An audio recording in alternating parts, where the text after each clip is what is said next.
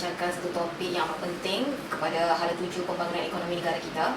Dan pada hari ini kami di Majlis Tindakan Ekonomi Melayu akan membincangkan mengenai Trans-Pacific Partnership Agreement, iaitu TPPA.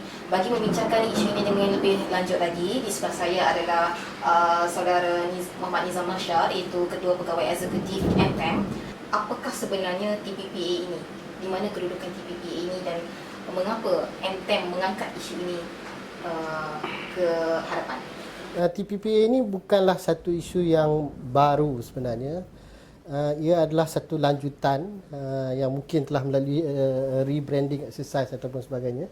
Dan sekarang ini dia telah formulasikan dengan penyertaan bukan saja dua kerajaan, bukan dua kerajaan. Contohnya sebelum ini ada free bilateral agreement di antara US dengan Malaysia, Europe dengan negara lain, tapi dia merangkumi 11 buah negara, termasuk baru-baru ini anggota yang ke-12 iaitu Jepun yang baru saja menyertai, negara-negara lain seperti Australia, Brunei, Canada dan sebagainya.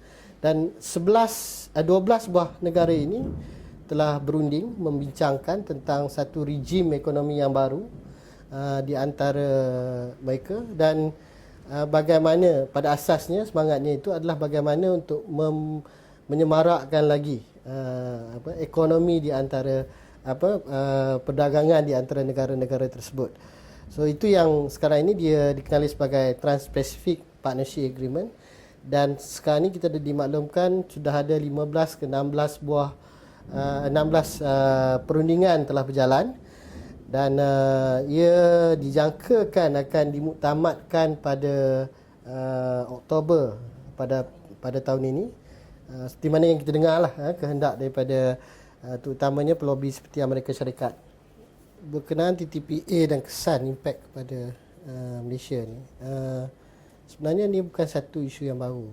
Dalam perjanjian perdagangan bebas yang lepas, Malaysia telah terlibat dalam perundingan FTA sebelum ini dengan US, dan ada banyak isu yang telah ditimbulkan yang mana telah menyebabkan Malaysia membuat keputusan untuk tidak meneruskan perundingan ataupun keluar daripada perundingan tersebut.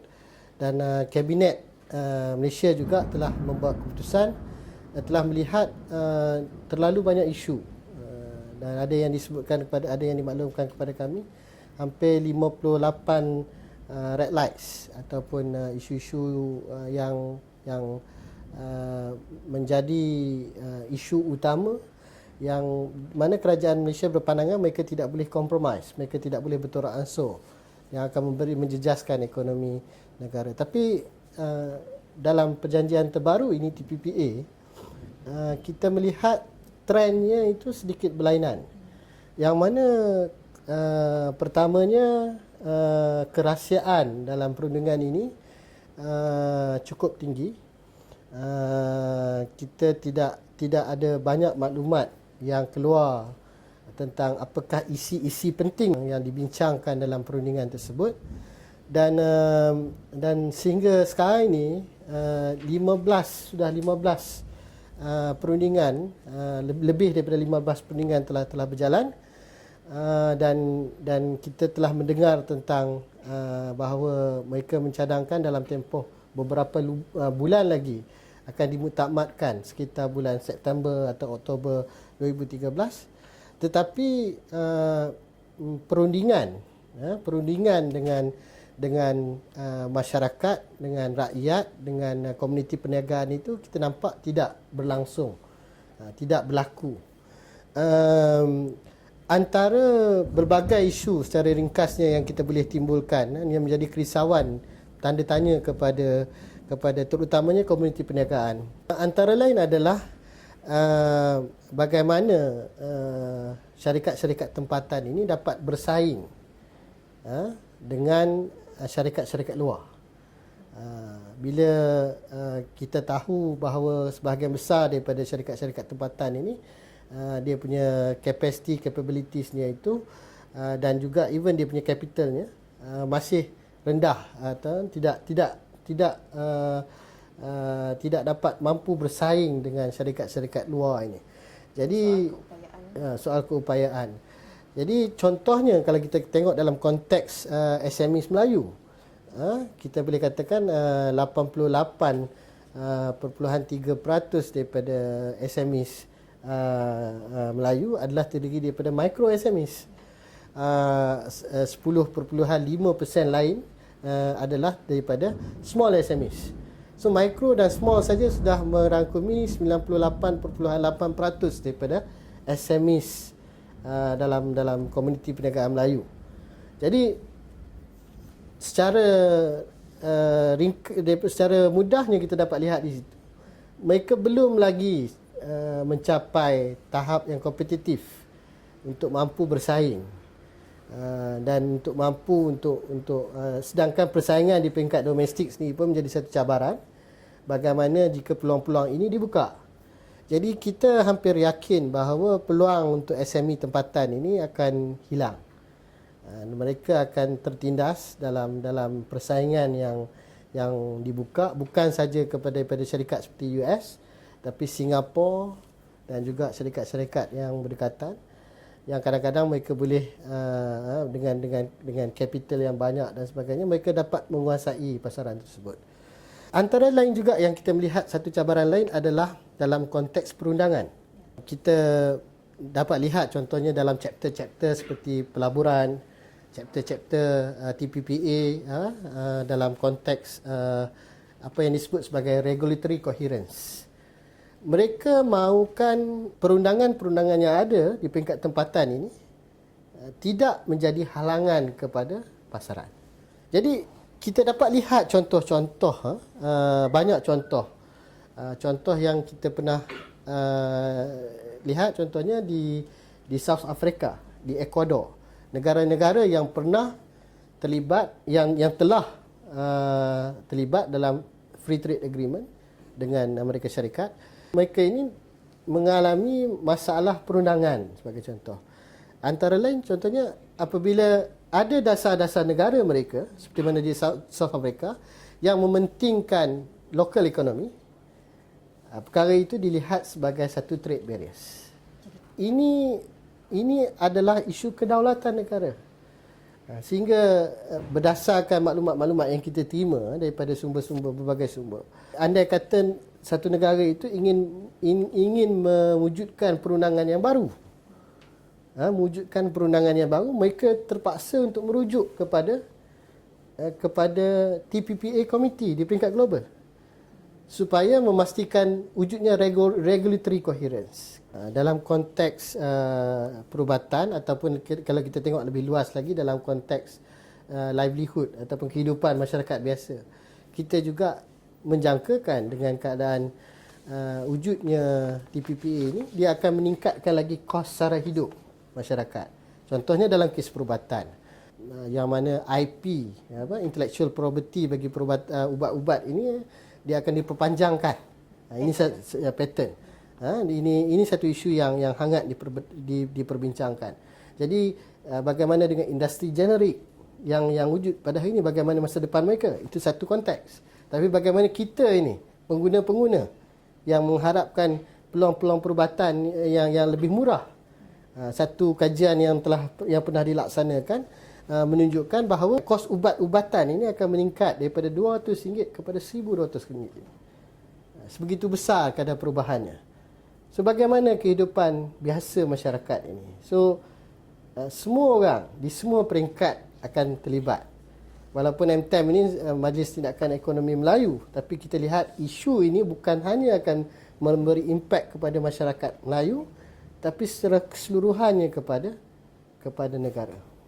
Saya juga tidak nampak apa kesan negatif kepada Malaysia andai kata Malaysia menarik diri daripada perjanjian ini, dan ini adalah satu langkah yang sewajarnya dilaksanakan kerana belum masanya kita untuk membuka ruang kepada negara luar untuk menindas kita termasuk dari segi ekonomi. Dan Malaysia sebelum ini telah membuat keputusan untuk tidak meneruskan, tidak keluar daripada perundingan, tidak meneruskan perundingan. Jadi ini bukan perkara baru. Dan kita juga lihat ada beberapa negara lain sebelum ini, contohnya Thailand, yang mana mereka mendapat tekanan yang cukup besar. Masalahnya di negara ini, maklumat tentang TPPA ini, kalau kita tanya sesiapa di atas jalan sana, mereka tidak tahu tentang TPPA ini. Jadi pengetahuan awam tentang perkara ini tidak ada. Isu ini tidak diperdebatkan, tidak diperhalusi untuk mendapat maklum balas masyarakat. Dan kalau kita tengok dalam konteks Thailand sebelum ini, mereka apabila mereka bercadang untuk masuk dalam TPPA, ia menjadi satu debat nasional. Jadi perbincangan di peringkat nasional. Dan mereka membuat keputusan untuk keluar, menarik diri. Jadi tidak ada masalah untuk kita keluar. Malahan adalah lebih baik untuk kita memfokuskan kepada beberapa perjanjian perdagangan yang bersifat regional. Contohnya AFTA. Dan sekarang ini pun ada perbincangan dengan India, China dan sebagainya. Dan itu bagi saya adalah satu langkah yang lebih progresif, yang mana kita membina keupayaan di peringkat region, regional capacities, menyemarakkan perdagangan di peringkat serantau. Dan kerana negara-negara di peringkat serantau ini mempunyai kata taraf ekonomi yang hampir sama. Jadi andai kata that capacity, keupayaan itu dapat dibina dengan wajar, maka mungkin pada tahap seterusnya kita boleh melihat pasaran ini, kita boleh terlibat dengan negara-negara maju seperti Amerika Syarikat. Adakah ahli-ahli di bawah MTEM ini, 47 ahli, 47 NGO ini sedar dan maklum mengenai isu TPPA ini? Setakat ni memang kita lihat bila kita mengadakan dialog dan perbincangan kepada ahli-ahli kita, mereka tidak mengetahui teks atau isi-isi perbincangan dalam TPPA ini. Kita mendapat maklum balas, memang ada 2-3 buah NGO yang pernah terlibat dalam taklimat-taklimat daripada kementerian ataupun pihak-pihak tertentu berkenaan TPPA ini. Tetapi taklimat ini is a one way communication, yang mana isu-isu yang mereka ketengahkan itu tidak dijawab, dan taklimat yang diberikan itu tidak memberi isi-isi yang jelas tentang konteks sebenar ataupun isi yang ada ataupun teks-teks yang dibincangkan dalam perundingan tersebut. Jadi kerana itu kita rasa ini bukan satu perundingan yang sebenarnya. Kerana itu MTEM merasa terpanggil untuk kita memberi kesedaran kepada masyarakat berdasarkan berbagai maklumat yang kita terima. Dan semua pun sudah maklum ada teks-teks perundingan ini, TPPA ini juga telah bocor. Boleh tengok dalam internet pun ada. Dan teks-teks yang bocor sebegini telah memberi gambaran yang menakutkan. Contohnya isu capital control yang menjadi penyebab kepada kenapa negara ini selamat dalam krisis ekonomi 98. Maka ini diwujudkan satu undang-undang yang mana tidak membenarkan mana-mana negara untuk melakukan capital control. Apa strategi seterusnya yang dapat dilakukan oleh MTEM dan juga komuniti perniagaan Melayu dalam menangani TPPA ini? Pada asasnya MTEM dalam beberapa perbincangan kita mutakhir ini dalam 1 bulan 2 bulan yang terakhir ini, kita telah berpandangan bahawa TPPA ini pada asasnya tidak menguntungkan komuniti perniagaan Melayu. Bukan saja itu, kita berpandangan impaknya bukan saja kepada masyarakat Melayu tetapi kepada Malaysia, kepada rakyat Malaysia secara seluruhnya. Apa yang kita nampak pada hari ini, pendirian kita menyeru kerajaan untuk tidak meneruskan penglibatan dalam perundingan TPPA ini. Seterusnya mengambil pendirian untuk keluar daripada perundingan ini. Kita berpendirian bahawa masyarakat perlu dilibatkan secara seluruhnya dalam proses perbincangan TPPA ini sikap untuk bahawa perbincangan ini hanya di peringkat tertutup adalah satu yang bertentangan dengan prinsip-prinsip ketelusan. Jadi apa yang MTM akan lakukan seterusnya adalah kita akan membawa isu ini kepada peringkat pembuat keputusan, the decision makers, kepimpinan negara, dan kita mengharapkan kebijaksanaan kepimpinan negara untuk membuat keputusan untuk tidak menyertai TPPA dan menarik diri daripada perundingan tersebut.